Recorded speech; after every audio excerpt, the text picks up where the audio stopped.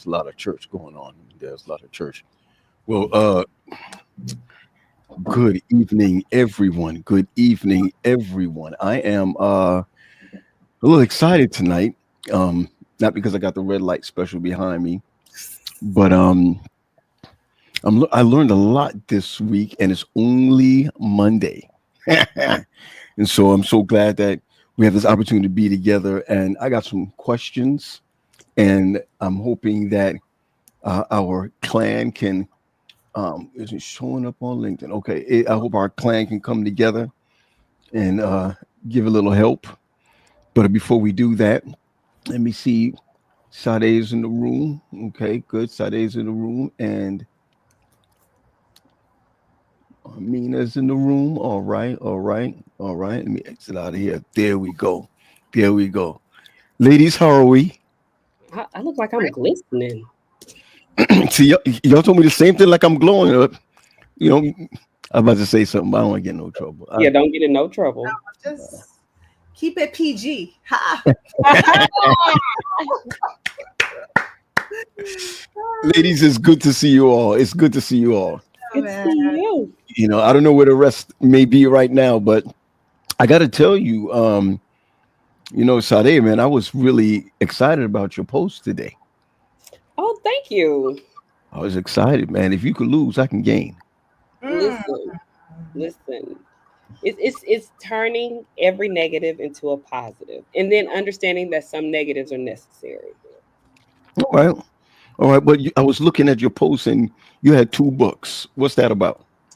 So I'm doing the 75 hard, and part of it is that you have to read 10 pages of a nonfiction book a day. And so I started reading Relational Intelligence, which is a phenomenal book.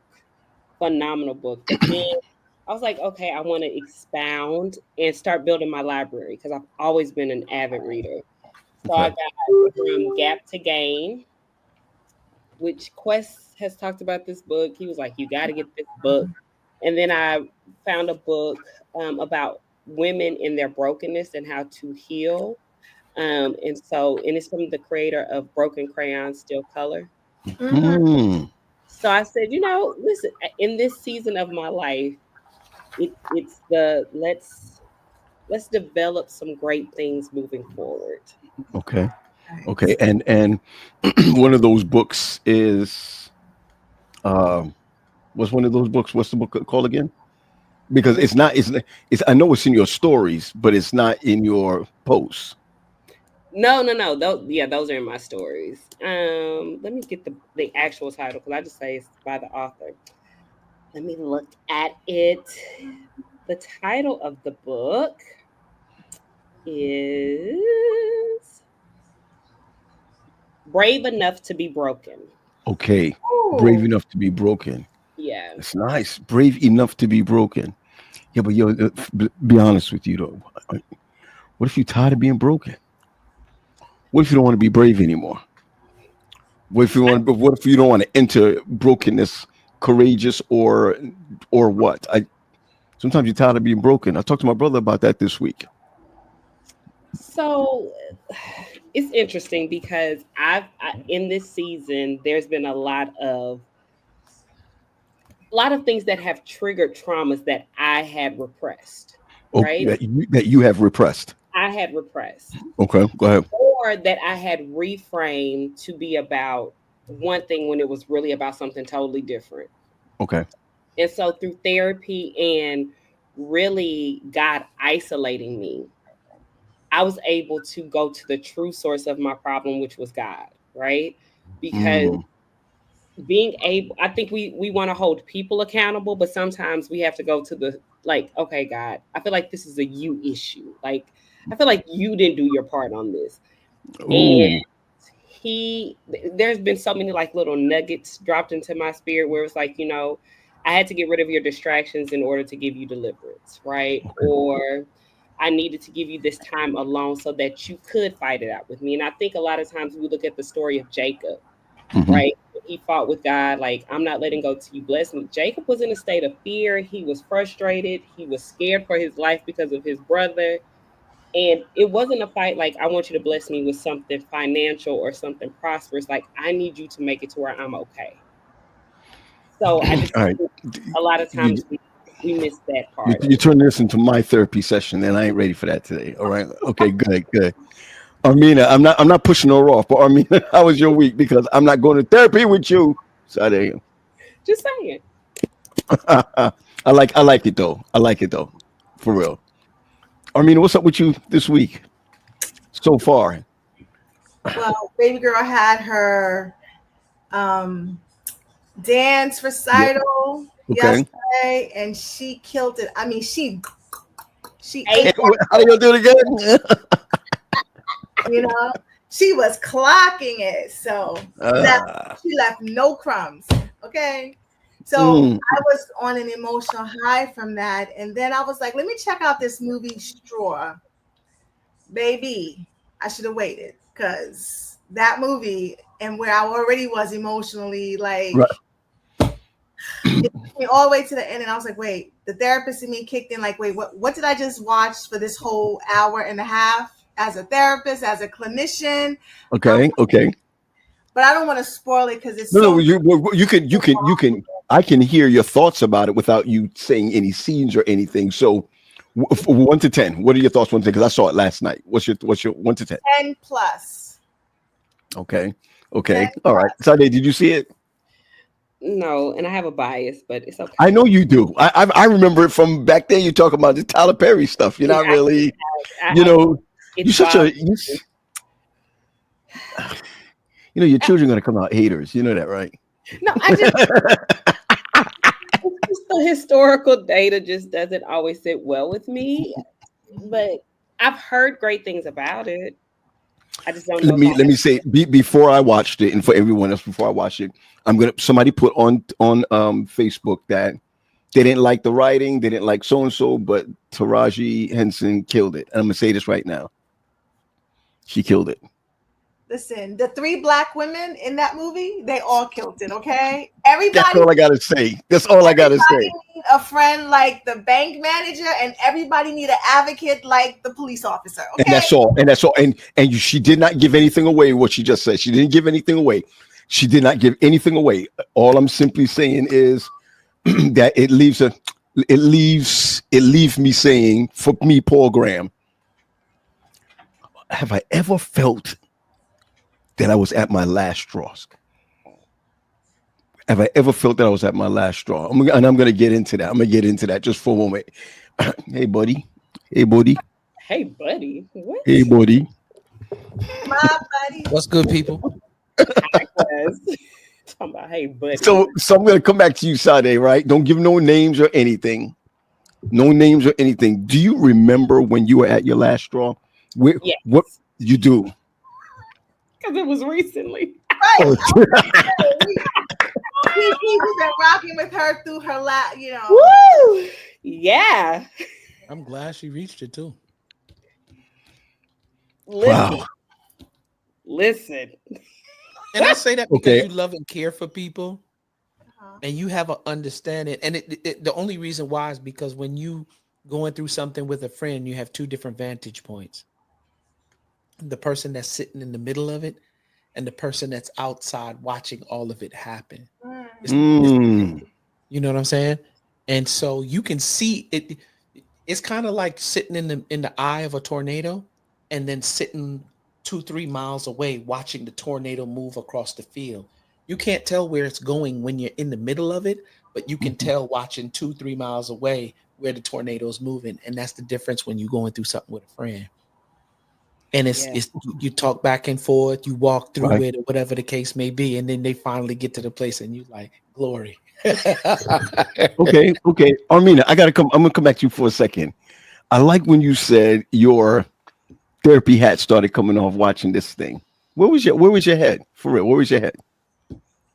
So at first I was just, it's a movie, but it was gripping. When I tell you, I was like, I forgot to breathe during certain parts of it because I'm talking about the Tyler Perry joint. yes, I was rooting for the character, the main character. Sure. And then just like that, the movie did a whole flip, and then I was mad because I was like, wait a minute, what are we really, what's happening right now? Listen, so I gotta tell you, I just found out this morning, right? And I mean, maybe it's me. I just found out this morning. What's up, big man? Oh, hopping big man. What's going on? What's going on? Good. So today I find out, and you know, maybe it's my ignorance, that this month is Men's Mental Health Month. Mm-hmm. Oh, I didn't know. I mean, I found it out this morning. It's a new, when I tell you this thing is brand new, It's new. it's a new concept. So you not this year old. You know how they be like, I was Oh, this. yeah. No. It's so new. Yeah. Yeah. It's so new that it's new. Yes. Yes. What's new? I got to tell you, right? There's some stress, that I feel like when I saw straw. Okay, Uh-huh. all right. There's some stress that I think that a lot of men go through but don't talk about. They don't. I mean, it's really ridiculous. Oh yeah. And I started going back and thinking to myself, when was I at my last straw? I'm gonna share something with y'all, right? I'm gonna share something with y'all. I remember I was driving down the Belt Parkway in Brooklyn, and I had lost my job. I had two babies. One was, I think, maybe 7 weeks old. All right, and I just knew that I couldn't talk to my parents. I felt like I couldn't even talk to Pat and Gary. Nobody. And I'm driving and I'm saying, I'm being straight with y'all. If I drive off this cliff, Mm-hmm. right, Mm-hmm. right where the Belt Parkway and the Rockaway Boulevard meet, there's an opening that you just go right into the water. Yep. Oh, I know I exactly said, what you're talking I know about. exactly where that spot is. okay. I said, Start if I City. hit right off Star City, that's right. Yep. I said, if I go off the side, then those who fired me will feel bad. Those who talked about me will feel bad. And I don't have to do this anymore. Yo, let me tell you something. I have never felt at that point, I've never felt so ready to just be like, I'm out. And God, excuse me, but, save me. Mm. All right. All right. Let me tell you something. The only thing that brought me out of that was it wasn't even windy. It was it was my what's it called again? It was my ego. You know what it was? I don't want nobody raising my kids. Mm. It wasn't even spiritual.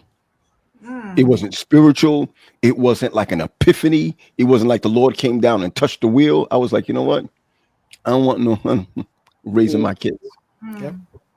But can I And ask and this? and that Oh, and that's what made me go home.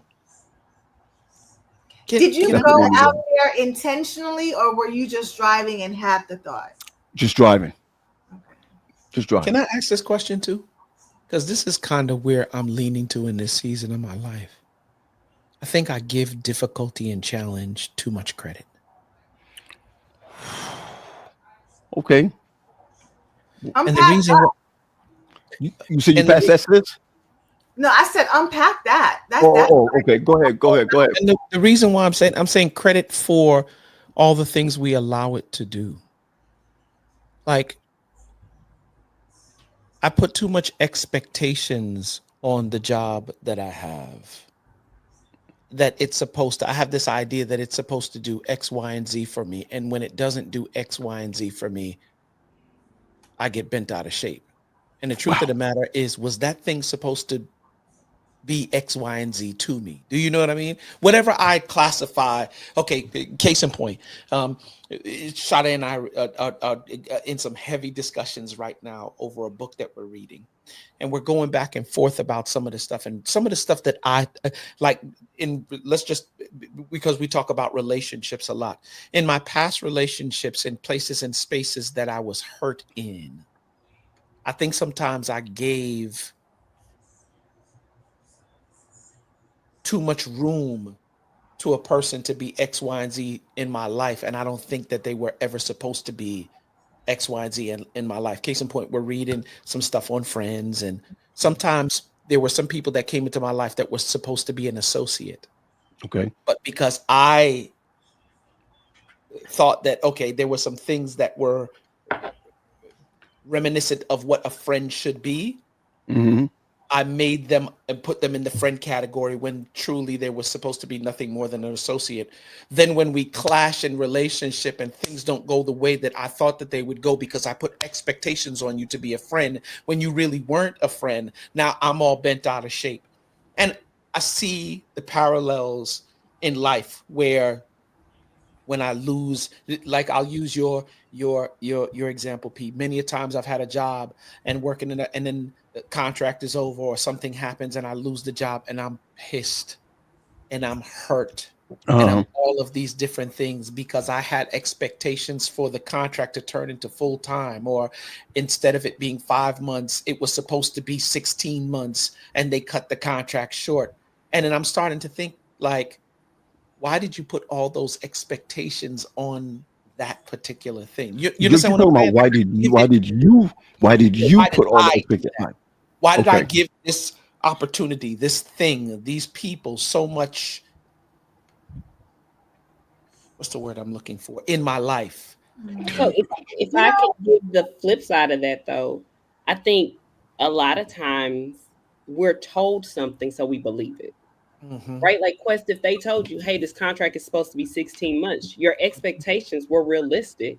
Mm-hmm. It's that when reality and life clash, it can be hard. And But I I think think sometimes because they tell us that, we forget the flip side too, that there's a truth that nothing is promised. You know what I'm saying? Nothing in life. And I mean, there's a balance in between the two, of course. But yeah. so there's this whole idea of nobody, and this is like such a double negative, but nobody owes you nothing, mhm, Mm. and we don't even owe ourselves anything, right? But I think we put, I always look at life as a story, and there's chapters in the story, and then there's a narrative, and then there's an ending, right? Okay. Put and give people main characters in the story that changes the trajectory of the story. Mm-hmm. And it's not until later on that we realize what we've done. But if you think about it, our traumas sort of lead us in, or forget the word traumas, our experiences, our lived experiences lead us down a path where we do that. Quest, you talked about giving people like friends, and and making them into something that they really were never meant to be. you Mhm. know Again, once that relationship sours, then you kind of realize that. And I don't know, I've always struggled with, like, is that the forgiving God we serve, right? That we are Mm. to trust, wholeheartedly, versus having people earn our trust. And that has always been an internal struggle for me. It's like, do I give you a rope and you can do whatever you want to do with this rope? Or do I ease my way into a relationship with you? Yeah, I think one of the things that I have not learned in life, and I think how I was trained as a pastor was, and I'm going to be straight, y'all, was I needed the approval of people to be where I needed to be. My. mhm, Even when you move to one church to another church, it's somebody's approval. mhm. If you preach well or you don't preach well, it's somebody's approval. And can you imagine going through all of that and then not getting the approval of a wife? And then imagine going through all of that and you're not getting the approval of your children. And then the bank account's not working out, and this is that, and what have you. You can't even turn to people because you end up finding out these people that you thought are your friends are really associates. That part. Okay. And I found that so many, I'm not just saying ministers, so many men, and we could say women too, but I just want to bring this out. There's so many men, we cover our crap so much that that we never deal with how we need to deal with certain things. And I give you an example. I went to my dad the other day, and I'm saying this the other day, right? Because this was not long ago. I said, Dad, I'm dealing with this, I'm dealing with that, I'm dealing with the other, because I can say it. I just hope now that as he's in his dementia, that he ain't gonna say my business. All right. But my dad was like, yo, boy, you need to find a hobby. That's exactly what he said to me. You need to find a hobby. And I'm like, how's that gonna help? Find a hobby. Oh man, P. But I And think if and we, go go ahead. no, go ahead, sis. Go ahead. Go ahead. I think if we go back to Armina's question about trust, right? Mm, I think a lot of times, well, no, no, no. Let me not talk for anybody else except Sade. In the past, it has been I don't trust myself enough to wait to see who you are. So I'm just going to accept you for who you are, and then we'll figure out what happens as we go along. Is that good or bad? Horrible. Yeah. That's horrible, because what I'm saying is I long for relationship more than I do healthy, right? Like, because I desire a relationship, and I'm not even just saying like boyfriend, girlfriend, just people No, in general. in general, because this is something that I like, because this is something that I desire, I'll forget what Sade needs as a whole person to fulfill this 10% of who I am. And then when you mess up, it's your fault, instead of me saying, you know what, I should have chosen differently. Yes, ma'am. Mm. Yes, ma'am. Yesterday, I went out and I had a gentleman ask me, he said, so why are you single? And I said, because at some point in my life, I loved someone else more than I loved myself. And the look on his face was like, I'm sorry, what? And I was like, because I can't look at the other person and always say like, well, they did this and I didn't trust myself enough, and I didn't trust God enough to wait for certain things. Yep. So I started moving and I started doing, and it's like, well, if in some situations, the loss of a relationship is the consequence of my own actions. Pretty much. And I'm gonna tell you right now, the problem with Paul Graham is that he does not grieve properly people who needs to be out of his life. No, we grieve it by filling the thing with the very thing that got us in trouble in the first place. Yes. Man, I hate you. Why don't you just go back to faith for tonight and then? I'm sorry. I'm sorry. Let's examine it for a minute. All of us who have done relationship before, right? I've never said this. Sade, I shared something with Sade today. Sade, this is another thing I've never said publicly. One of the things, and I'm gonna say this, and I'll never say it again. There was a young lady who broke my heart. I'm not gonna say what state or city she's from. Broke my heart. I was in love with this chick, and about, I'd say 2 to 3 years later, I got married. Still dealing with some of that stuff. And that was in 2003. I got married, and I was divorced in 2005. Was it the sole reason for everything? No, it wasn't. But it played a role in my decision-making process, because you can't make good decisions when you're not properly healed. I'm with that. But how about not being healed for all these years? How about not being healed in a marriage, right? Yeah. Not being healed. And I'll say this because I know that Terry got something to say about this, but let me just give you another example based on what you're saying. Excuse me. My twin is in the waiting room. Please let her in. Thank you very much. Yeah, I don't like the glasses she's wearing. I don't like the glasses. It's just giving me, it's They're just, regular glasses. What are you talking about? hey, That's my cat. that's my twin. Hello. That's my cat woman right there. That's cat woman. Thank y'all for loving on me, twin. I appreciate it. You know what I'm saying? Yeah. So I gotta say this, right? And I think this is fair enough. Let's say my bosses are listening to me. Let's just say my supervisors are listening to me or what have you. Let me share this with y'all. That approval addiction thing is real. Oh, it's very real. It is so real. It's so real that you want approval from everyone. And when does it come a time when you start loving on yourself enough that you're willing to say, I want to be in a place in my life when I'm willing to say, you looked at me funny, and you know what? You'll never look at me like that again, because I won't be looking at you. I don't live like that. I hear people talk like that and be like, I want that. Like Patrick, my brother Patrick, he does some things. I'm be like, what? He be in a meeting and tell somebody, yo, you just grimy, and me, I'll be like, well, the Lord is working on us. Pause for a moment, Paul. You know what allows Patrick to do what he's doing right now? It's because of what he's experienced, and having to deal with it. I think you asked a solid question. At what point do you, when you've taken enough L's and you're sick and tired of being sick and tired? And when you sit with someone who helps you process why you've taken so many L's. That part. Because again, part of it is my own actions have led to this consequence. Some stuff. So you put it on yourself. You're putting it on yourself. I'm the problem. What would happen though if we sat in it? Because that relationships is two people. What would happen if I just took the focus and always put it on the other person? I totally neglect. It's not a one-way street. One person didn't get us here, right? Two people got us here, right? What role did I play? That's all that matters right now, especially if we're not together or even when we are together. What role did I play in all of this? Mm-hmm.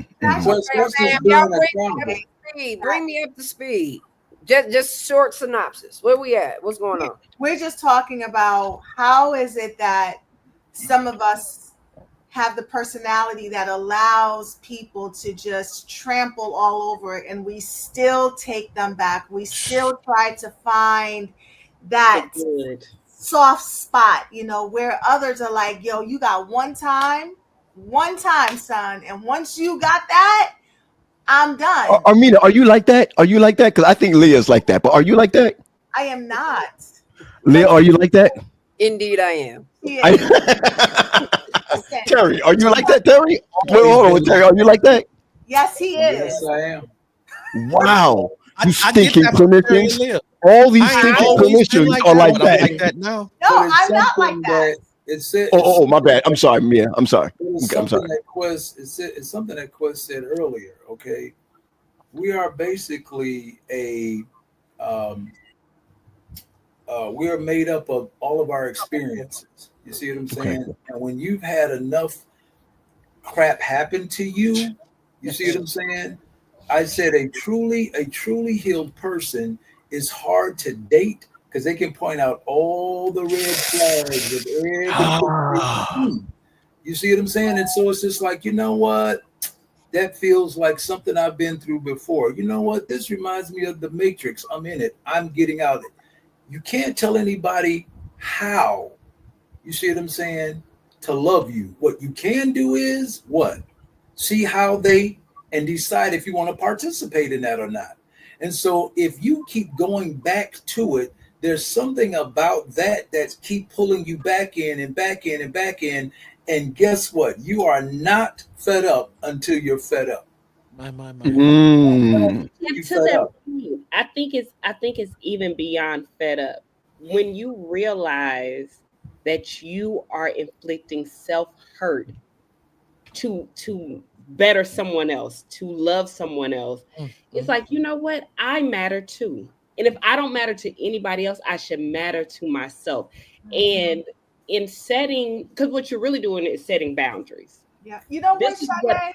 what's What you're saying though is when you start that healing process, you start to redefine that. yeah. Right? Because you're not saying that you don't want real relationships, right? Because we all have that desire. But what I will not do is, and then fill in the blank, because you're redefining, like you said, those boundaries, you're redefining those relationships, and you're actually redefining who you are on this journey. I don't think we ever arrive. I think we're constantly on that healing path, because if Armina, ever think I've arrived, that is when I am triggered the most, and to the point where I lose my footing, and it's almost like this earthquake under me, and I got to like catch it again. You better breathe. I have to be very, vigilant, mindful of the journey that I'm on. And Wow. when Hold on, please. One second, please.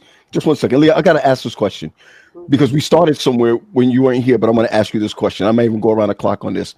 Can you identify a time in your life where you've decided that I got to be thinking about Leah? Oh yeah, Can most definitely. I mean, can you share? If you can't share, can you share it? If not, it's fine. Yeah, I mean, I would say in my earlier relationships, right? I think that as humans, we are often conditioned and groomed into being individuals that we don't even know how we've become who we've become because of the need of another individual. Most times it happens in our early childhood years, right? That our parents have conditioned us to show up for them in a certain particular way. We take that on and we take it into adulthood, right? And then it is at that time where you begin to evaluate whether or not that works for you. or it doesn't. Mm. And so for me, I began to see very early on that some things that my parents desired for me was not what I desired for me, and I had to choose me. And Mm. that was the start of me beginning to choose me in any relationship, Wow. romantic, children, all of that, right? Because our children can pull from us. And there's moments that I had to let them know I'm going to need y'all to relax. Wow. Because Wow. mama got to take care of mama. If mama doesn't do Wow. that, then mama is unhealthy, right? For you. I have to be able to model what being healthy and whole looks like. So it happened Listen, in all of my relationships. I got you. I got you. Hey, Terry, I really want to ask, and if you can, same thing, really, same thing. Can you identify a time in your life where you was like, yo, this is where I got to take care of Terry? And if you could say yes without, without giving an example, but if you can give an example, I'd love to know. Sure, I'll share. Um, my it happened. It happened towards the end of my marriage. When I realized that we had a disagreement about something, and I made a list of everything that I was paying for and doing, and the list got long. I was like, "Damn! Oh, my bad. Can we say that on this show?" And I was It like, holds your dams hold water. Just go ahead. "Okay, I thought that was Patron you was drinking. Okay, it was water. All right, it looked like Patron from back here." Black people kill Patron. Anyway, that's another story. And so the deal is that getting towards the end, I was like, you know what? I'm sitting here doing everything: cook, clean, wash, iron, sew, do hair, all this stuff I can do. And I'm like, this stuff ain't being valued. And then when I decided to shut it down and start thinking about myself or moving towards that's when everything started to kind of go downhill in my estimation. Okay. Right. When I started to say, you know what, I'm just not doing that anymore. I'm gonna go visit my mom. I'm hanging out with my side of the family. I'm doing things my side of the family.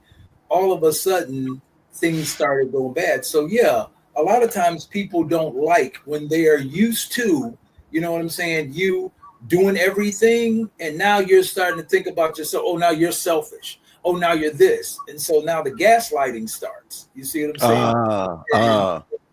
That's like, wait a minute. And so if you're not on top of that, then you will fall right into it. Because going out, I got a lot of gaslighting. How can you gaslight me? I'm a therapist. What? I'm like, I know exactly what you're doing. I'm like, really? Is that what you thought? Okay, great. You can have that. Okay. I want to go back to that. I don't want us to skip over. You talked about this being Men's Mental Health Month and the grief and everything he was going through. I think we need to go back and revisit that, but we can go ahead with this. We can come back to that. I want to go to Armina, and thanks for that. Thanks for setting us on that path right there. Armina, you and I, we have the same kind of mindset, right? I think in this, right? What is your fear of taking a stand and being as rigid as the others? And it may not be a fear, but what is your fear? So the first thing that comes to mind, and I'm not even sure that this is it, but Okay. is that the fear of being lonely. I hate you. I don't like none of y'all. I don't like none of y'all. I don't like none of y'all. Let's just go. Asphyxiation is happening here. What is going on? And I think it has. This is a hard show for me because I think this show is digging into some things that I would choose not to deal with, right? And it's reminding me of lived experiences, and I just, I am so the crazy thing is I'm afraid of being alone, but I'm a loner. And I think I'm a loner because that's my defense mechanism. That's my protective factor is if I stay to myself, it doesn't matter if people are around me or not, because I prefer, and I'll tell anyone any day, I prefer to be laid on the couch watching Lifetime. Okay. I could do 10 movies on Lifetime, and that's my happy place. But everyone thinks I'm an extrovert. Everyone's like, oh my gosh, you have all these friends, you know so many people. And it's like, the thing it takes for me to be that, it's one of the hardest things, because I like to retrieve. I like to just sit and just be by myself. But the lifestyle I have, the family I have, the career path I've chosen doesn't allow for that. So whenever I get that moment, oh my goodness, I'm like, I'm not responding to a text. I'm not responding to a phone call. So to answer your question, I think I am afraid that I will be rejected.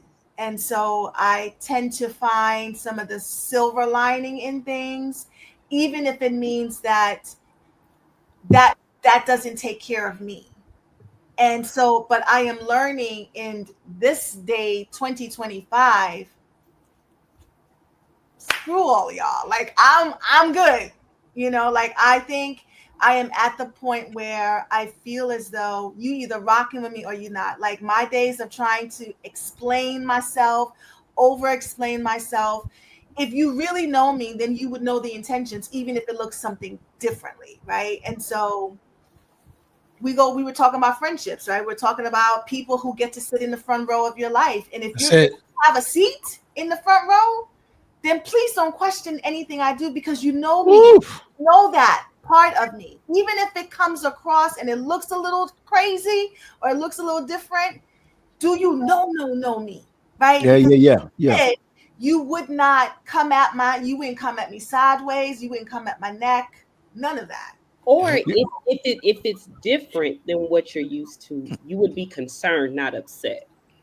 Right? Like if Armina acts in a way where I'm like, that's not really how Armina typically acts. I'm coming to you out of concern, like I'm checking on you. I'm not checking you. You get the difference? If I'm sitting at the table, I'm looking at it like something's not right with how that's not her normal self. What's going on? Like I'm concerned. So I'm coming to check on you instead of checking you. But that's the importance of being able to discern. The simple question is, you good? You good? You good? Because if you say that to me, that's like checking me on what I just did, and then that opens up the door for conversation. And here's the issue. Let me tell you what it's going back to what Terry was talking about earlier, to put us back on a certain path. You see how Leah and Armina and Sade, how you're able to articulate all of that, right?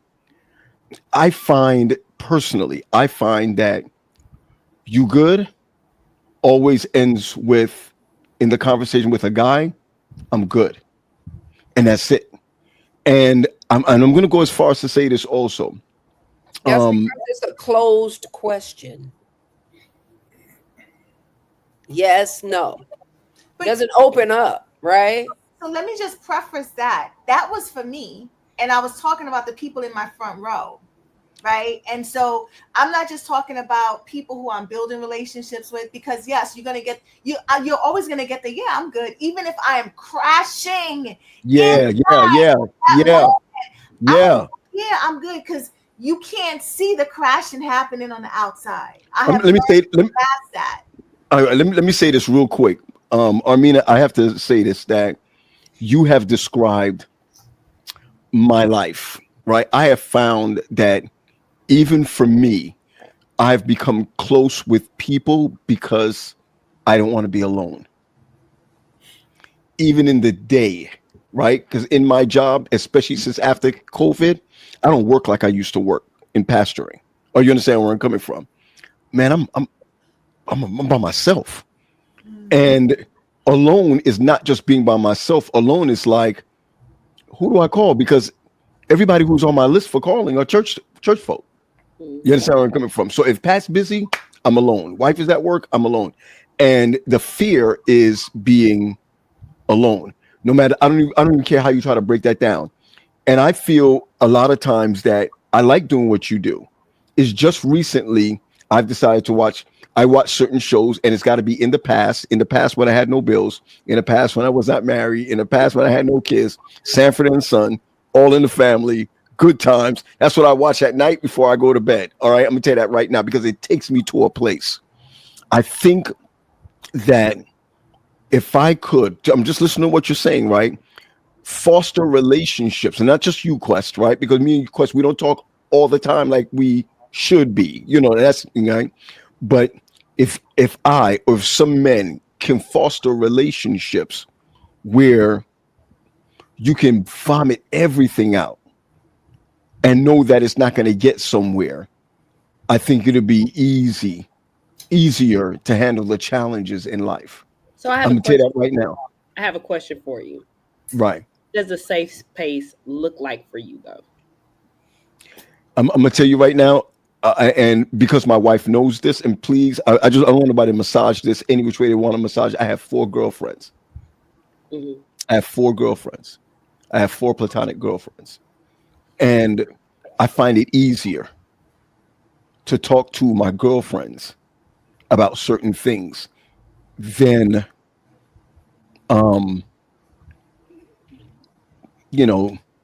I just feel like it's like they understand.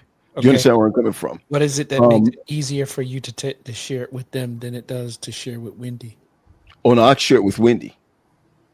I share it with Wendy, but I get a different perspective. Do you understand where I'm coming from? Perspective that's different. Yes. Mm-hmm. Okay.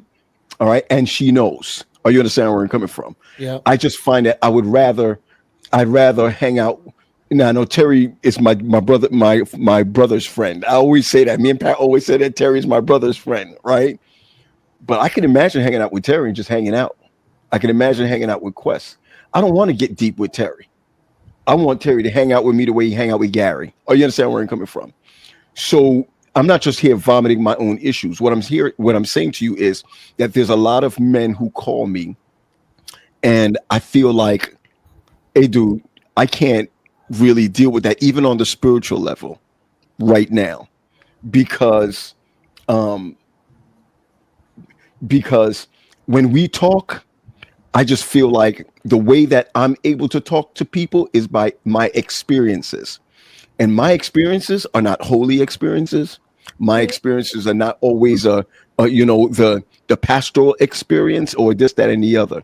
And so I'm only sharing this as we open up a little bit more, that there definitely is a deficit with men being able to not just express themselves, but feel safe at expressing themselves. I feel safer, and I'm going to be careful.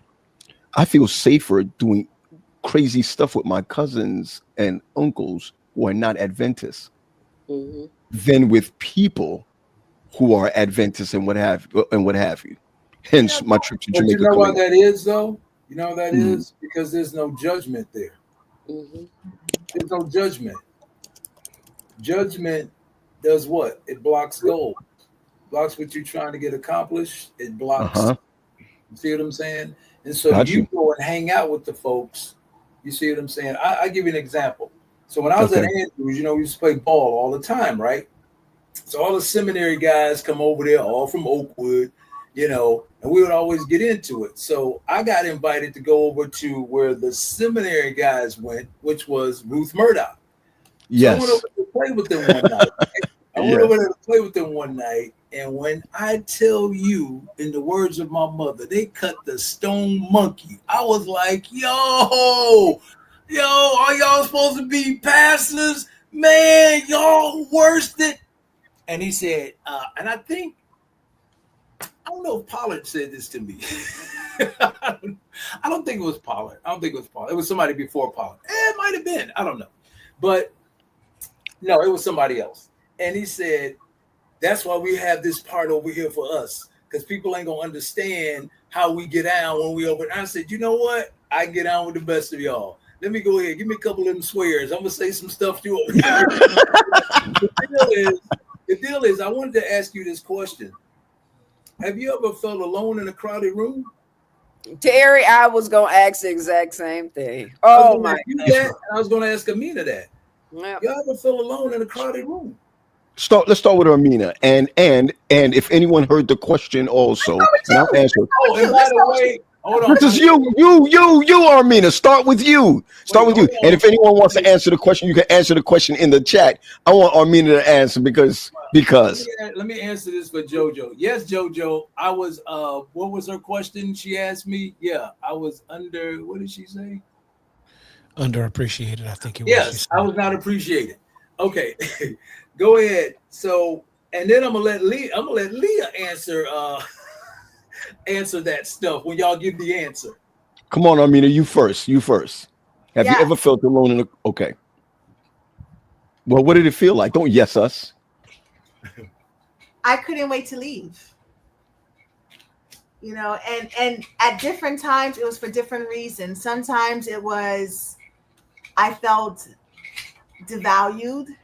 Sometimes it was I just didn't feel like I was connecting. So in those spaces, sometimes I'm thinking I'm the problem, not that they're the problem.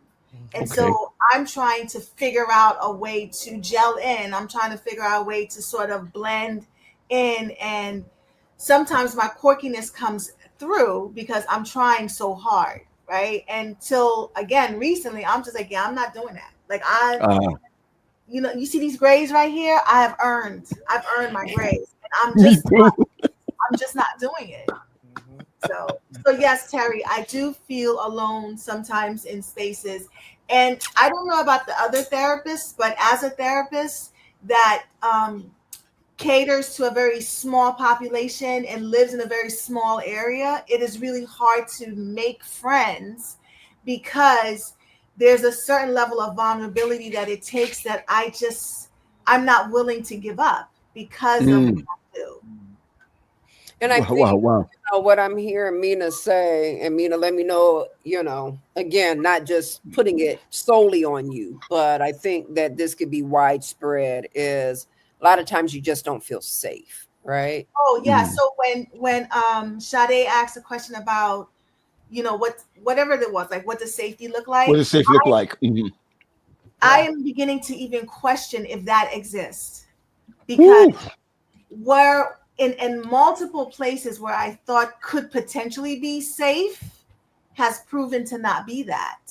And because I've gone in saying I'm going to trust, this time around, I'm just gonna trust this process.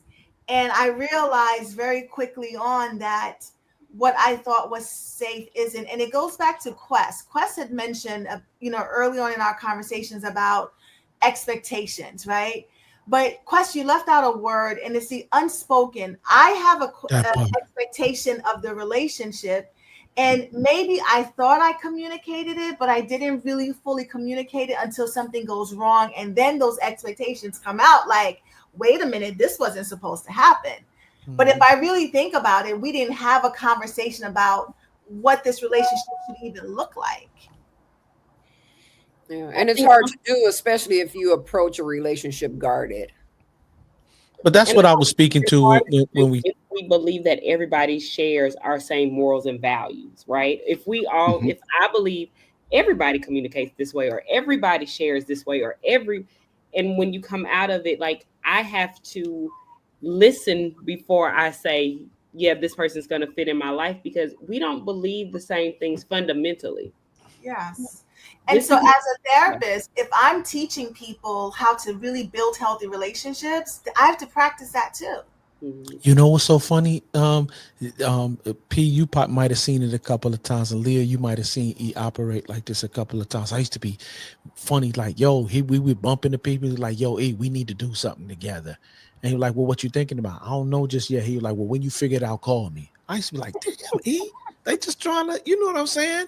And I'm tripping, but the fact is that's my brokenness speaking, because you really do need to communicate and tell me, because first of all, when I'm operating, people who operate in health start categorizing, okay, what slot of these are you going to fall into? Because the truth is the truth. There's takers and there's givers all out throughout these, and takers take.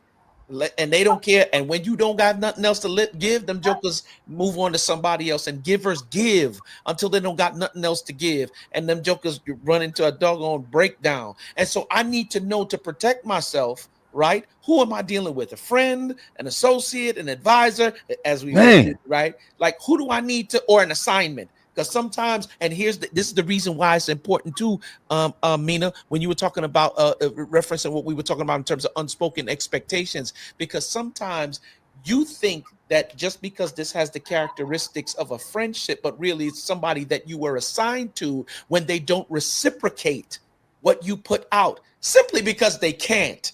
You in a place of wisdom and experience. You said you paid for the gray hairs. I believe you. And when I share wisdom with you, sometimes if you're not careful, you'll expect something in return. And when you don't get it, I'm bent all out of shape and stuff. Right. The problem ain't with them. It's you. You didn't It's properly me.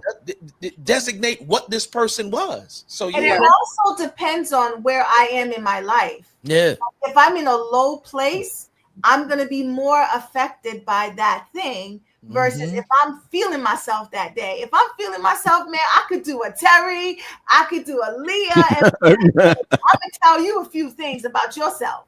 But right. I'm in a place where, and I've been in that place lately where I'm just trying to figure my life out. What are my next steps? Like, what am I doing? How am I leaving a legacy? And so in those spaces, my circle becomes very small because there's too many opinions if it still is broad. And now once I've decided and I come up for air, if you still there, great, we're gonna rock and roll together. But if you're not, it's okay too. What's that term that you use, Terry, for pastors who be trying to counsel outside of your documentable competencies? Okay, good. Sometimes in our lives, right, we get people who walk in as associates trying to give you advice. And what I'm learning is that there's a difference between a person who gives advice and an advisor. An advisor suggests that you've lived some experiences. You got a little well of wisdom to draw from, all right? And people who just give advice, it's like booty holes. Everybody got one. You know what I'm saying? Like, really and sometimes, and I so, really didn't know where that was going. I'm And sorry. an advisor, Quest, is someone that you seek out and you approve and you say, I want you in this particular space. But the person that you're approving has to be worthy of an advisor. You've had to live and have some wisdom and a well of knowledge to draw from. Some people who are associates who just want to give you advice for the sake of giving you, the intentions are well, but you do not have the documented competencies. I'm with you all the way. That's what I'm saying. Is anyone in the role of advisor someone that you have sought out because they have proven that in whatever particular area of your life that they have something that is grounding you to be able to move your life forward. So what are the categories? Oh, categories of what? Friend, associate. What are the categories? Oh, we were from what we're definition. Like, how do we not definition. Who they are? I tried to write it down. I don't think I got it all. From what we're reading right now, like for real, you got friends, you got associates, you have advisors, and you have assignments. Okay, advisor. So I missed the advisor. So you have a friend, associate, assignment, and advisors. I got you. And the op. I got you. So here's the thing too. Did you say an op? The op. The op. The OPT op. I'm serious. You know what I'm saying? Operatives. They be right in the camp with you. You know what I'm saying? Right in the camp with you. If you watching, I watch what is it? Godfather of Harlem. You know what I'm saying? I love that show. And the last one, you know, they got the Panthers in there, and one of the guys in the Panthers was working with the police. You see what I'm saying? And it's just like, and you know that happened all throughout, you know, life. But there's sometimes people, you know, they're ops within your organization. But again, you guys keep talking about expectations. Remember what I said a long time ago? Relationships ruined for 2 words and wrapped up inside one. What are that? Expectations and assumptions. Look at any relationship that has gone bad. There was some expectation that wasn't met and some assumption that it would be met. Ever have these type of arguments? Well, I expected you to do that. You're supposed to be the man of the house. Well, I assumed you were going to do that because you're supposed to be the boy mother. But you haven't had that conversation. And I think that's kind of something that... Or the all-famous phrase, you should know that. Yeah, you should know that. But a closed mouth don't get fed. You see what I'm saying? And so what you find is that you're going through this relationship and people are expecting people to show up in ways and do things in ways that they never had a conversation with them about. Then when it goes bad, it's like, well, wait a minute, how did I know? And like Quest said, well, you should have known that. How would I know that if you haven't shared that with me? You're just supposed to assume, especially in this millennium, okay? It ain't like it used to be. See, back in the day, everybody kind of knew their role. You see what I'm saying? Everybody knew their role. Now, roles have switched, changed, reversed, and you got guys that are, you know, I deal with them every day, and like Leah does too. These guys are living with women, you know what I'm saying? And you're like, yo, dude, how you over here living with, and you ain't got a job, you ain't doing whatever. Now she has become, you see what I'm saying, the main source of. But people are going to do what works. Right. And so expectations, even if it don't work, wrapped up in selfishness. That's what it is. It's wrapped up in stuff. Everybody's trying to get their needs met without trying to figure out. Let's have this conversation prior to. You see what I'm saying? Let's have this conversation. What are your expectations of me? Like I said, if you go out with somebody and you say, hey, you're thinking, I want a stay-at-home wife. Okay, if that's your plan. You meet somebody online, y'all go out. Y'all talking, oh, what does life look like and blah, blah, blah. And she says, well, you know, I want to be a stay-at-home wife and blah, blah, blah. You're like, ooh, I think this is my kind of woman. And so you grab her up and marry her without asking the next important question. Tell me what a stay-at-home wife looks like to you. We don't ask the questions. You see what I'm saying? Tell me what are you doing? Well, Jojo is asking this question to you. I'm sure to you, Terry, as you're talking right now. So, are you saying relationships were better when roles are established? Relationships are always better when people know what position they're supposed to be playing. You ever watch sports? And I'm going to use Isaiah because Detroit's my team. Isaiah's bringing the ball up, or the guard is bringing the ball up. What you see him? You see him do this. You see what I'm saying? He throws up that finger. Everybody's supposed to know what that finger means. When it doesn't, what happens? Time out. And you go to the sideline, or you're on the floor, you pull him close to you, which is usually the big man, because you don't know where to be. Man, you're supposed to be there. Okay. See, when you don't know your role, when you out of position, you get scored on. You lose. You will never get the championship ring because you don't know your position and you're not playing that. But if you talk, that's why you have practice. That's why you go over things over and over again. So you know what position you're supposed to be playing. But if I can say this, I think one of the things as I always have to say, as the single woman out here dating, a lot of men think that they're the coach and they're not a teammate. Yep. And that, if we're talking about like just that's a dating relationship, we're teammates. You're not my coach. Yeah. I'm not your player. But here's the thing here, Sade. Just because you've played basketball don't make you a good coach. My. Well, to me, the coach is God.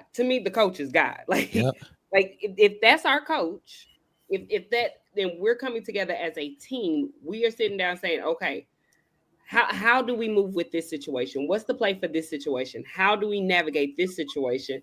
I think a lot of times there's this societal norm of people trying to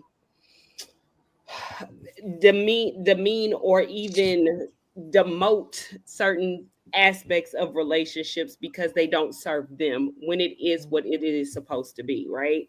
And so I believe a lot of times when we say we don't have those conversations, I think some conversations aren't necessary. If you know that something's not going to work for you, we don't need to converse about it. There's no conversation to have. If I see something in you and I see it consistently, I don't need to have a conversation with you about that. That's who you are. That's what you do. I'm going to just quietly exit stage left and keep it moving. Auntie Maya said, that's like diving in the deep end knowing you can't swim. The first time. What did you say, Terry? I said that's like diving in the deep end knowing you can't swim. My. Like, you know, tonight was not the night. Tonight was not the night. If God is your coach, then your husband Mhm. should be your assistant coach. If we're gonna go down that line, you see what I'm saying? I don't even believe God is the coach. I believe I God don't, is I the don't either, playbook. but I'm just saying in that household, because how many, and if you follow sports, and probably most guys on here do, how many times do you see a coach fired in the middle of the season? You see what I'm saying? And the coach played ball. Remember when they fired Magic when he was trying to coach the Lakers? You fired Magic because Magic didn't know what he was doing.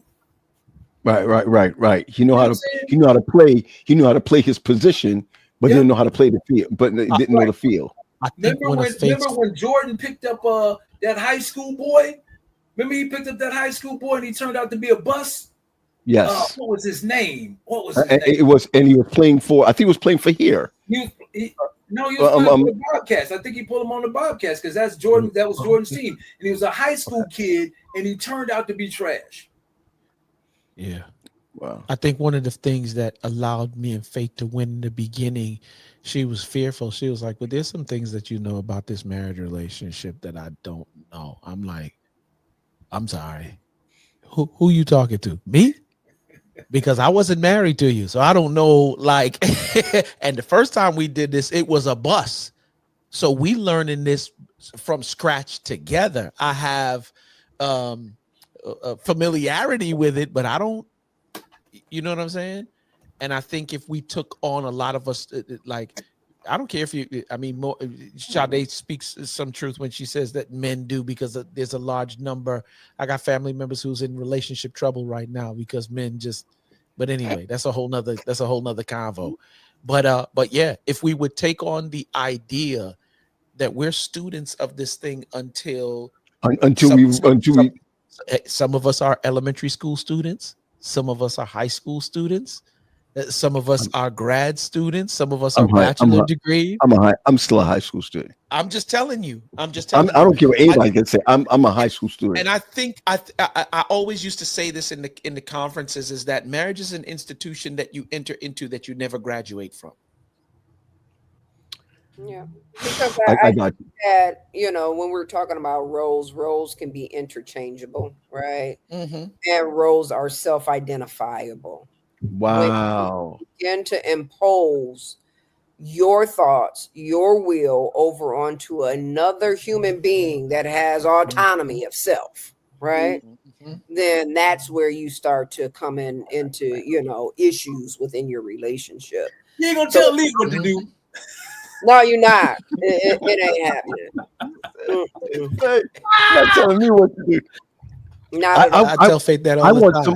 I want someone to tell me.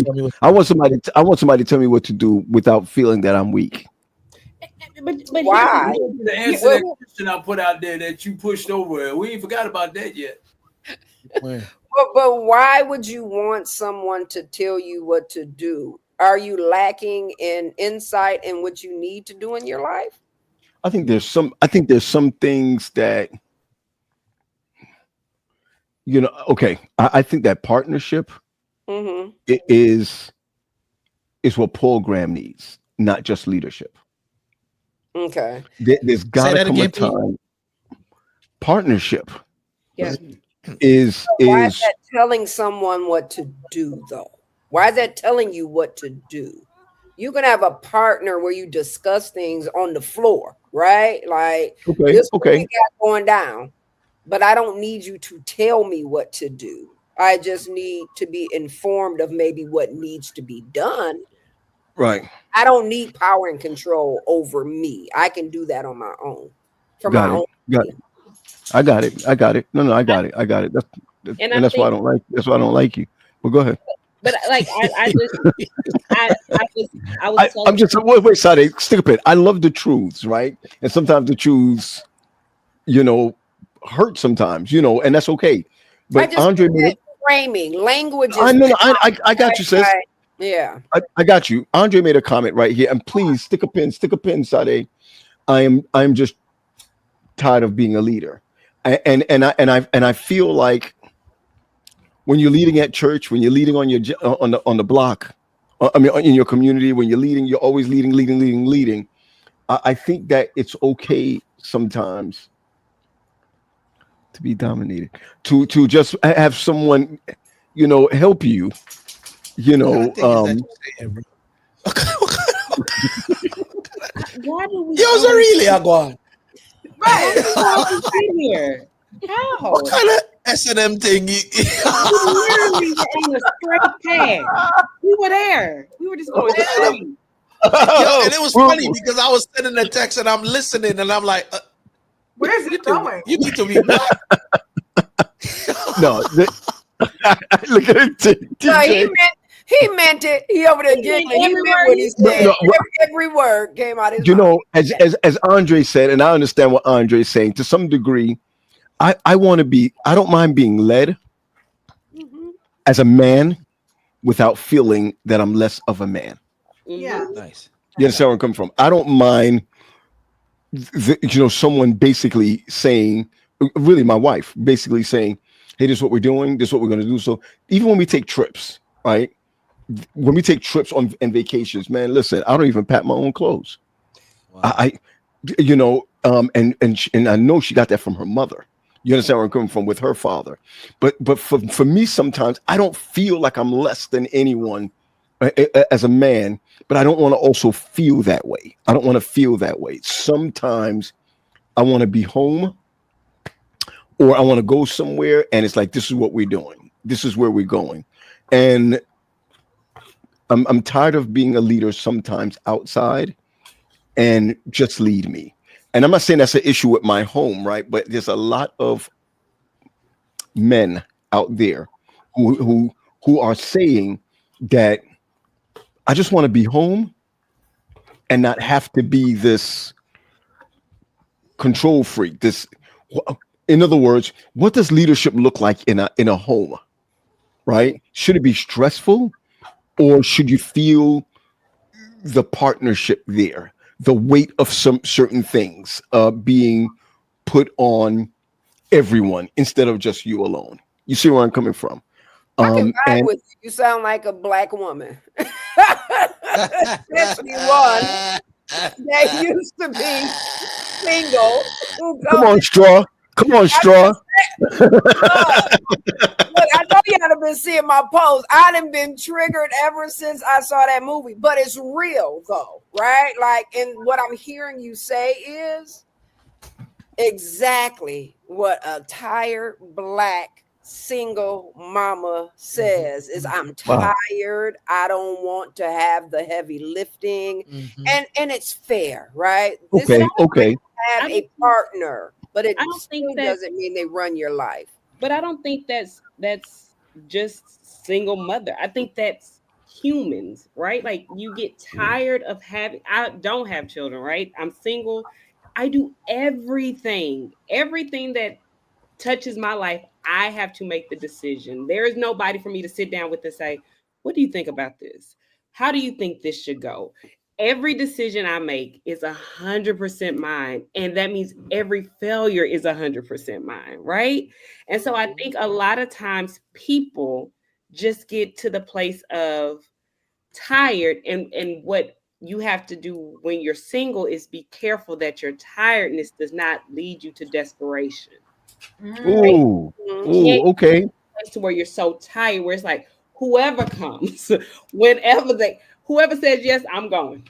Whoever says okay, I'm doing it. Like you can't get it to the place to where you're tired and your frustration leads you to the place of desperation for relationship with someone.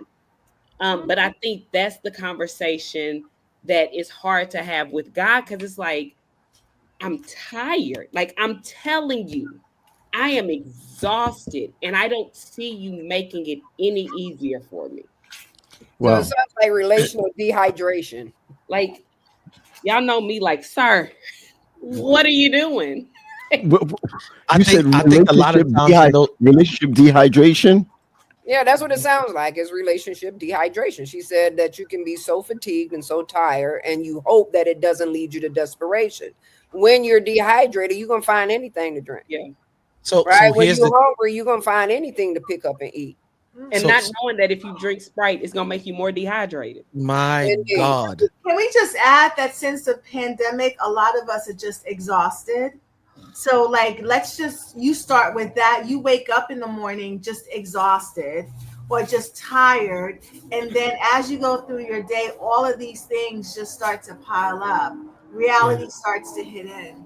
I I mean, think for I think example, oh, Now I was saying, Sade, I think a lot of the times too, when we get exhausted, we have to question why are we getting exhausted. I'm sorry. I'm in a season of self-reflection, if you will. And I'm Okay. always Okay. examining my moves, my thoughts, and to see how they're contributory to what I'm experiencing. Because if it's a difficulty or challenge that God has taken me through, I'm okay with that. But Yeah. when I start contributing to my own stuff that's like causing what should the children of Israel, it was a what 3-day trip, and it took them jokers 40 years. They was yeah. doing some stuff that why a 3-day trip took 40 years, right? Mm, And my well, mind, what was it that my mind goes to Elijah? You slayed 850 prophets of Baal and Asherah. This one little queen say something to you. 850 now. This one little queen say something to you, and you in a cave hiding. Then you under a tree, knocked out. It's better, God, that you just take my life. Take Are you crazy? Like, you know what I'm saying? And I'm like, what is it in terms of his faith that contributed to that outcome and what he was feeling like? Mhm. Like I see the parallel in how I operate sometimes. I'm frustrated because I'm not getting what I want when I want what I want. And God is saying, I'm not saying that you can't have it. A delay is not a denial.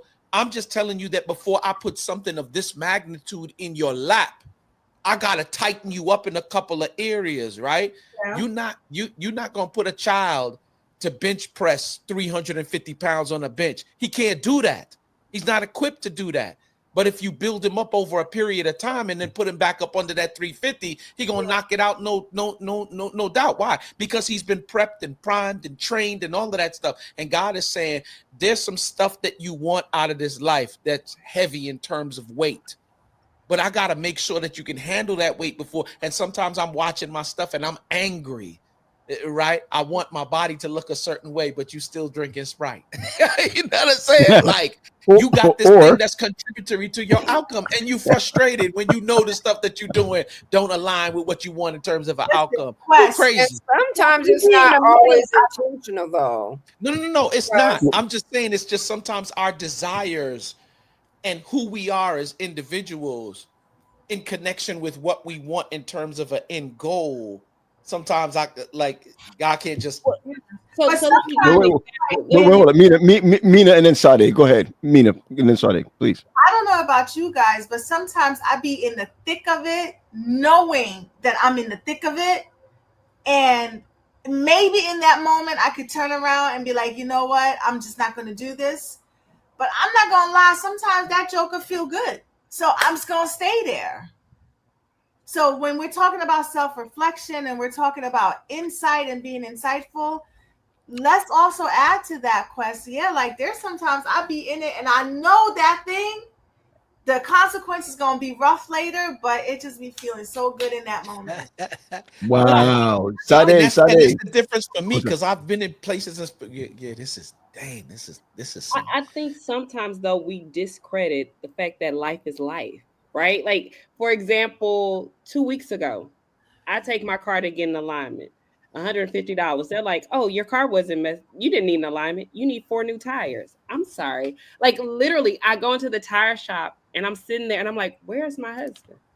Like I'm tired of doing this. I'm tired. And in that tiredness now, could I go back and call somebody and be like, hey, I need some You, tires? you, you know, Or do I have to just sit there and say, like, God, like, this is what I'm tired of. This is what I'm frustrated with because this is life. And when I tell people all the time, I am the only woman in my family to make it to 38 and be single, never married, and have no children. Right. So I don't have an example to look at to see how do you do this? How do you navigate being in a career, being the Lord over your own everything, and you don't have anybody that you could go and sit down with that says, hey, I'm gonna take this off your plate today. uh, That's uh, the tired and frustrated that you can't negate. That's just life. You see, Yeah, but I here's think the that sometimes we can take things off our own plate, right? okay. A lot of times we add, and I think that's kind of what Quest, and let me know if that's where you was going, Quest. But sometimes we add things to our plate that we do not need, right? Our eyes are bigger than our proverbial stomachs, right? And so to kind of take that step back and look introspectively to see, are we adding and contributing to this weight, this overload, right? But Leah, sometimes we add more weight on, sometimes we add more crap on. I'm going back to something that Mina said, because that covers the gap of being lonely. Okay. Wendy let me listen to something today, man. I wish I could play it for you guys, but it had to do with not communicating, right? Not communicating. And every time he does not communicate with her or she does not communicate with him, you're leaving a gap. And when you leave this gap, anything happens within the gap, whether it be messing around, whether it be now you're thinking this person is thinking this or this person is that, because you're not communicating, what have you. And I think that a lot of times to fill that gap when you're not communicating, even if it's somebody you dealing with, it doesn't have to be marriage or even in friendships and things of that nature, you fill it with what you need to fill it with. Most of the times, I believe, because of our frustrations, that we fill the gap with stuff that are not holy, that's not positive, it doesn't build or any of that. But like Armina said, and like you said, Quest, I'm good in that feeling. I'm good in that. I'm good in that. And the scary thing about that is that sometimes, right, we can be in a place where we get comfortable, where we don't even want it fixed. Yeah. But I still want to be okay. But we don't even want it fixed. And that's that in general. Somebody just hit. Gap is discomfort, right? Okay. As clinicians, and Mina and Terry, I'm certain probably know where I'm going with this. Yeah. Very early on, getting into this thing called therapy, I was taught that sometimes clinicians, they're uncomfortable with the silence. And so they start talking, right? They just start saying stuff, trying to fill in the gaps, right? Because the other person isn't saying anything. Yeah. And instead of us just learning how to just sit there in the silence, allowing for us to be uncomfortable and allowing them to then lead, we got to find ourselves doing something. Maybe our relationships, we just got to sit with the discomfort in the silence of the gap period and allow for the other partner to then say something if we don't know exactly what we need to be doing. Don't move and do nothing. And it's the thing I think people struggle with though is, if you can't do that with God, how you gonna do that with another human being? Like it to sit in discomfort, to sit in frustration, to sit in the silence of what is happening, because it's easy for life to happen, and then you know what, I'm not gonna sit in the silence. I'm gonna go find something else to fill this gap, right? I'm gonna go find somebody else. But to sit with God and be like, I don't know, like this is very uncomfortable. I've never been here before. A lot of us don't know how to do that with him. So it's going to be hard for us to do that with somebody and not try to make it something that it's not. But God forces you into the silence. You can't get away from God's silence. You can't get away from you. This sometimes, Leah, when we be talking about, Mina said it a while ago, it feel good. I've been in that place where I'm like, damn, this feel good. You know what I'm saying? But I know at the end of the day, when this is all over and said and done, I gotta pay the piper. You still got to. A lot of the times I'm paying more than I was willing to pay. Right. Yes, that's the reason why when I'm like, that's the reason why when I look at it, I'm like, yeah, this feel good. It can feel good to you if you want to make it feel good too, but you're gonna have to pay for this. Right. Different. Terry. There's several things. It's like, what you just said, okay, because everywhere you go, there you are. You see what I'm saying? You can't get rid of it. Everywhere you go, there you are. It's called Everywhere doing you it go, for there you Bruh. Yeah, there you are. You every can't get rid of you.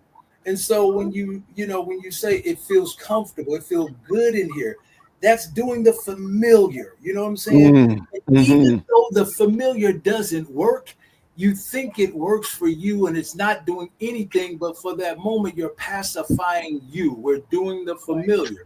Now, I believe this. If you Friday said, if you can't do this with God, how can you do it with someone else? I believe it's easier to do it with someone else because you place God in a situation to where he's going to judge you. So you don't do it with him. You do it with all your friends and everybody else instead of going to him to help. You see what I'm saying? And I think Leah, you said something about it. It was a comment you made about it. It's like, hey, here's the situation. You should be talking to me, but you talk to everybody else. My God.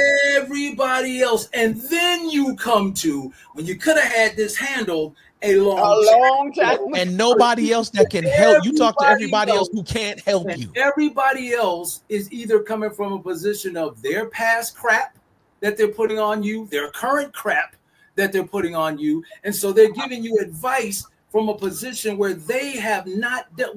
Tell me what you've done. And they're not How's that advisors. working for you? And so you talk to all of them, and then you finally come to the end and fall prostrate when you could have done this first. What does it say, Pastor? Seek ye first. And so the kingdom of therefore, God. you're Yeah. seeking everybody else. And it's easy to talk to them because I don't want to talk to God. I don't want to talk to God because I don't want to be judged. They judge you. Judgments block goals. Remember that. They block goals. They block vision. You're blocking And not your just goals. God is going to judge you, T. He is He's going not, to. but because Right. we put him in this Aaron. position, you see Aaron. what I'm saying? We forget everything. All right, so here's the thing: doing the familiar. Remember when Mike Tyson when he was fighting with Holyfield? And Holyfield, what did he do? He bit Holyfield's ear off, right? Mike went back to what? He went back to, he abandoned all his boxing and everything because he was losing. So he did what? I got to go back to what I know. If anybody know, Mike is a brawler. He ain't really a boxer. He a brawler, okay? And so he went back to his street stuff because he was losing. And that's what we do. We do that. Mike went back to the familiar, what he did on the streets of the Catskills and wherever he was. He went back to the familiar, and that's what we do. We go back to what we know that doesn't work. And it doesn't Terry, work. It doesn't work. Mason had to be maybe about about 4 or 5 years old. And I'll never forget this. He was in the room, and I'm in my bedroom, and his room is right next to mine. And I'm hearing, I can't do it. I'm talking about having a complete meltdown in the bedroom.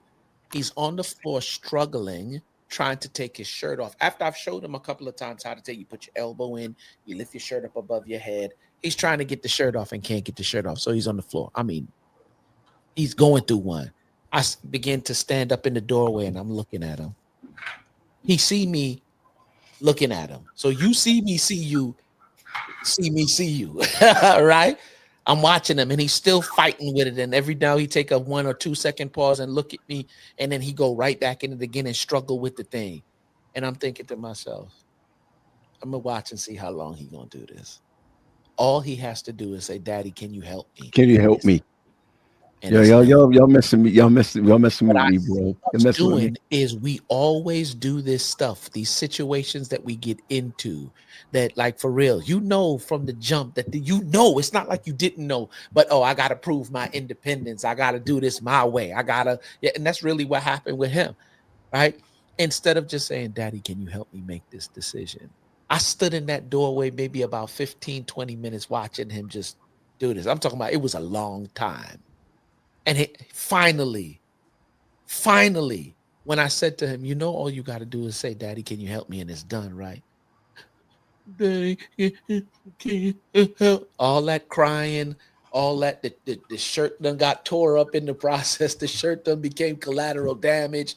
And I'm saying to some of us that, like, for real, you doing what you're doing and you making decisions that you really shouldn't be making on your own. And all you got to do is go to God in prayer and it's a done deal.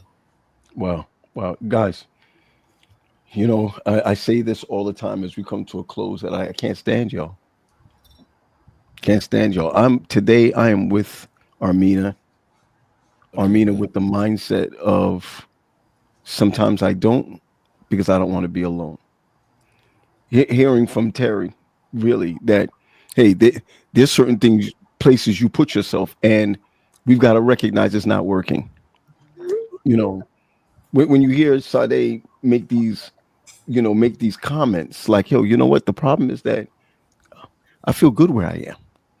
It don't have to be right. I feel I'm settled. I'm settled where I am. And really, Leah make the comments along with others that, hey, you know what? I'm protecting my peace. I'm protecting my peace. So I don't have an addiction. What do you call approval addiction?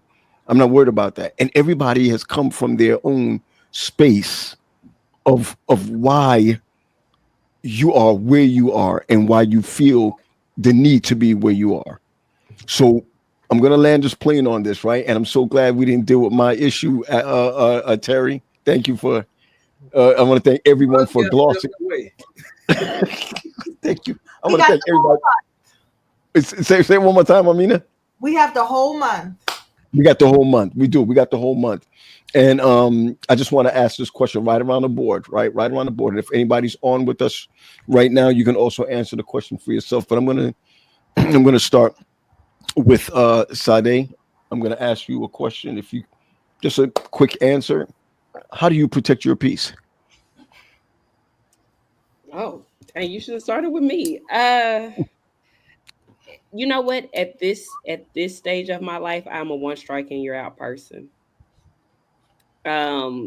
Because of my former experience and just where I'm at now, I don't have the energy to understand foolishness. So I'm the kind of person now where if I hear something, see something, or observe something, I will tell you why I choose not to have you in my life, and that's it. There's no let's go back and discuss it. Let's go. At this point, if at any level it makes me feel uncomfortable, I got to be out. Gotcha. Hey, Sade, thank you. Thank you. We'll see you in the green room.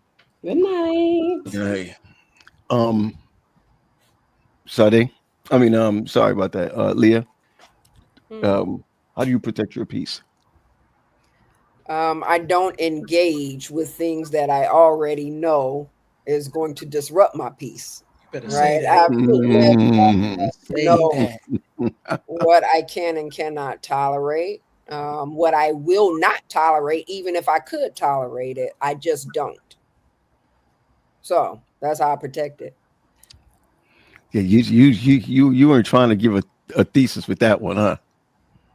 I'm just saying, I just do not engage. Like, I know what works for Leah at this age, right? I got you. I've had enough trial and error. I've had enough experiences to know that certain things don't jive with my spirit. And I'm not going to open it up for individuals or situations or movies or music or anything that is going to keep me up at night.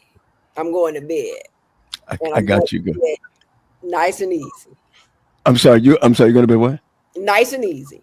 Yes, Lonnie. Yes, Lonnie. We'll see you in the green room. Come on, Terry, talk to us, man. How do you protect your peace? I kind of go with, off of what Leah said. If I know a shark's in the water, I'm not getting in. Okay. I refuse to participate in the foolishness. And then also one of the other things I always say on the show is you strengthen your boundaries. You see what I'm saying? You got to strengthen your boundaries. And strengthening your boundaries means it doesn't necessarily mean cutting people off. It just means that, I don't muck with you like that. You see what I'm saying? I don't. We can all be in the same places. I can strengthen my boundaries and be like, I don't muck with them like that no more. You know what I'm saying? Well, how do you spell up?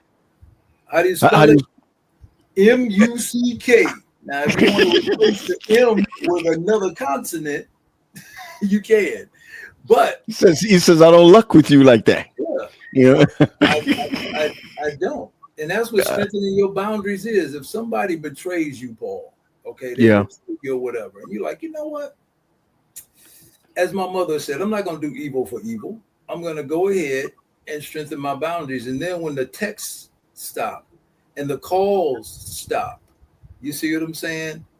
Or you're letting them go to voicemail, or you're not responding to them or whatever, they'll get the message. I didn't cut you off. You see what I'm saying? I just don't muck with you like that no more. You can call back. Oh yeah, what's going on? Hey, how you doing? You can be cordial. I just don't muck with you. That strengthening your boundaries is hood for I don't muck with you like that. You know what I'm saying? That's what that is. I got you, man. See you in the green room. See you in the green room. Right. Thank you, man, Terry. Thank you so much.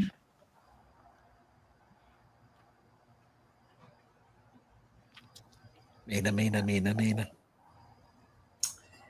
Yeah, say what? Yes, sirs. Mina, how do you protect your peace? I isolate. Like I just slide away, and you won't see me, you won't hear from me for a while. Because in protecting the peace, Somebody said muck that.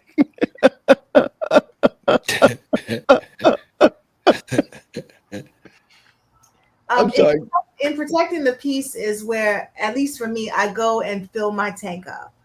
Because if I'm in it, then I'm depleted. But I can't allow myself to be depleted because what it takes to fill me back up is a whole lot more. If I can recognize, and I think one of the things that I got to say is protecting your peace, you got to recognize when your peace is being challenged, when your peace is on the line. And some of us, we so tunnel vision that sometimes we don't see it until it's too late. So being able to see that thing right there is going to take you to a place where there is no return or a long return. Yep. So I just duck and I chill for a bit. I like that. And I'm gonna say it's not the answer for everything, like Terry said and Leah said. I just use this word. I'm not avoiding anything. I'm just, in order to protect my peace, sometimes it require conversation because that destroys the peace for me sometimes. Sometimes I just got to just step away. I hear you. I got you. We'll see you in the green room, girl. We'll see you in the green room. Good night, everybody. Night. Quest, man, let me tell you something. Every time I think that these guys don't bring it, I always, these people are efficient people, bro. These are conversationalists. Yeah, man. Yeah. I've learned a lot tonight, bro. I learned a lot tonight. Yeah. JoJo just made a comment here. She said inner peace is the new success. Yep. All right. Yeah. Claudette's like tune out and turn off. That's it. I promise you, man, in this season, P, I'm gonna be honest with you. If I sense that you're gonna disrupt my peace, I distance myself from you. I want to do that. I want to. You have to, in the space and place that you in, you have to, because to be at the top of your, let me tell you something. I know for a fact, not for a fact, we all read the word. Jesus he had 12 disciples, but he did things with only 3. Right. And outside of the 3 of them, he stepped out by himself. Okay. So that further lets me know that I need me time. Yeah. I need people who are classified as really friends, not an associate, not a whatever the other classifications we have. Why? Because we are always living life on assignment. When we are chilling on vacation, you still on assignment. And if I allow you to disrupt me, and like for real, then I'm off. I'm off my game. I'm focused on some stuff I ain't got no business focused on anyway. I got you. I'm gonna throw you in the green room just for the heck of it, but I just want to share this with you real quick. This is it's what we're doing all month. Yep. It's what That's we're doing it. all month. You know, that's what we're doing all month, man. That's it. And I think it's really important that we make it our business, right, to grow. To be, I say, to be where God wants us to be. Yep. Man, somebody just said, PG, in your role, you got to step away from the noise. I hear you, sis. I hear you. I hear you. But man, great time together, man. Great time. Yes, indeed. I'll see you in the green room. I'll see you in the green room. All right, big man. Well, learned a lot tonight. And so just be blessed, everyone. Be blessed. Know that in this coming week, we'll be uploading all of our videos to our YouTube page. But more than that, share this with other people. And I'm going to ask you what I used to do for Bible Boot Camp. I used to ask people, share this with 5 people. Have the discussions. Know this, that this unscripted conversation should be happening in your home, in your church, and in your community. Be blessed, y'all.